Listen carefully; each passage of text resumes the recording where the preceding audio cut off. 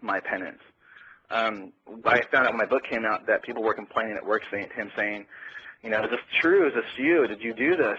And he was mad because he said that no one in the work knew he was a felon, and no one in the work knew what he had done. Well, you know, for years you're around telling everybody that you did one thing and in fact it's completely different.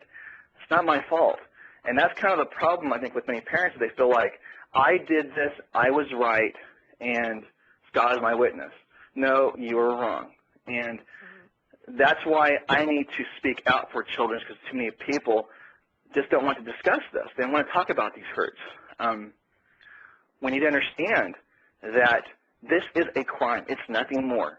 It's a crime. I think when you're still a child, you're a stranger. Abduction at the time, it should be classified under the exact same rules. And so I've watched my dad brag about it, and, you know, very much like, I got away with it.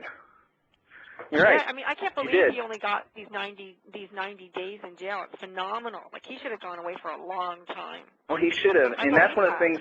And when we were first taken at the time, there wasn't a federal law. In fact, I was told years later that we set a precedent with our case under habeas corpus to make a state fall under another state's jurisdictional rule, although, once again, of course, it was a federal warrant, and that the first child abduction law passed federally was passed out of California, and we were one of the cases that they used to pass that law. And once again, you know, not many states. California's gotten much more tough since then. They've learned their lesson. But for many years, it was, well, you know, it's a crime of passion. No, it's a crime.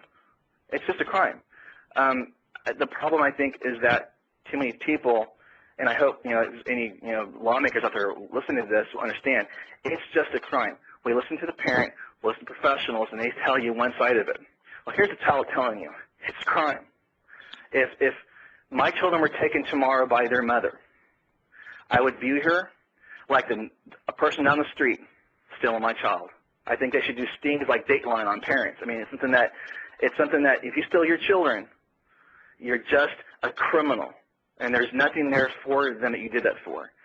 And that's basically why many states are so lax on this type of crime. So do you think that you're a little bit too strict with your kids? I mean, are they feeling fearful of society, of going out? Do you think that you could be going a little overboard, or? No, I think I always tell them why I feel the way I feel. I always ask them, and I always ask my wife too, because my wife, I've learned a lot from my wife and her family. I love her family very much. Her mother, her father, her brothers, and her have taught me a lot about love and about what family is, and so I've learned from that.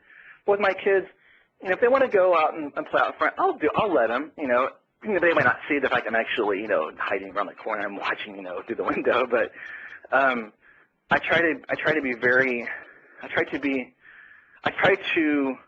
put aside my own fears for them. You know, my daughter went to camp last summer during my visitation for a week. She was out nowhere near me, you know, in East Texas at a camp, and that was very hard for me to do. It was like pulling nails internally. And once again, I'm very good about not showing certainly how I feel. But they have to have a normal life, and I can't shelter them. I mean, my kids are going to be hurt. My daughter right now is in junior high, 6th grade junior high, and she's experiencing all these new things. I have to know she's going to have to be hurt at some point in her life. I don't want it, but she will. One of the rules I've always had with my kids is a 3 rule. I ask them out of respect. 2, I tell them. 3, they're going to do it, but they're not going to like the punishment that comes along with it, because they need to know that as a child, they exist, they're real, and I should value their what they want, although they may not get what they want, you know, of course. And I've tried to be the completely opposite of how I was raised. Well, both parents, actually, how I was raised. But that's been difficult, and luckily my wife has been there for me to really help me say, Ken, you're being overboard. Okay, let's tell folks, Throwing Stones is the name of your book, Parental Child Abduction Through the Eyes of a Child. Ken Connelly is my guest, and he's also the author of this book. Where can we get your book? Right now you can get it at Barnes & Noble's online. You can go into a store and ask for them. they can get it to you. You can go into Amazon. Both stores actually right now are offering it at a discounted price. A1 Brillis, pretty much any bookstore. They can get it from me if they can get it from me. Autographed copy? Autographed copy if they write to Throwing